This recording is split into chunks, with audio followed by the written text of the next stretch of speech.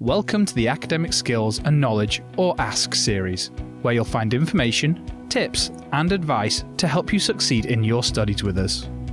In today's presentation, we'll discuss effective reading skills, why they're important, and how they can help make best use of your study time.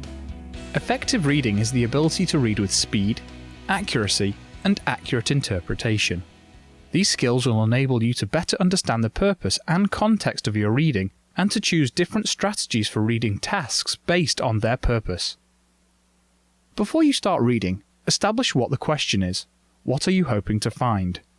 Knowing and noting the important words and phrases from your assignments will help you read in a focused and more effective way.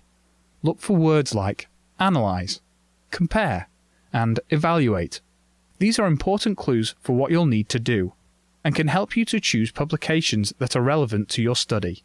We all have busy schedules and can't read every journal article or book chapter that we find.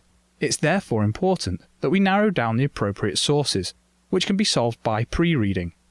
Pre-reading involves taking a quick look at the chapter titles and bibliographic information, examining all the heading and subheadings. Do you consider any of them particularly relevant? Reading the abstract of the article or its introduction and conclusion. After doing all of this, you can make a decision about whether or not you think the text, either all of it or just a section, is worth reading in more detail.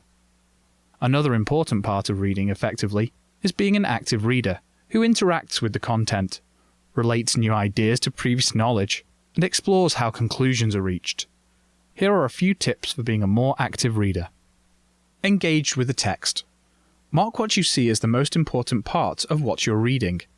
Do this with your own copy of the texts, or on photocopies, not with borrowed books. You may find it's helpful to use different colours to highlight different aspects of what you're reading. Use the signposts. Topic sentences are like signposts. They are the first sentence of each paragraph and should give you an idea of the main points that will be discussed in that paragraph. Paying attention to these signposts can help you focus your reading better. Similarly, closing sentences are signposts too, often concluding the point that has just been made and introducing the next idea. Skim reading.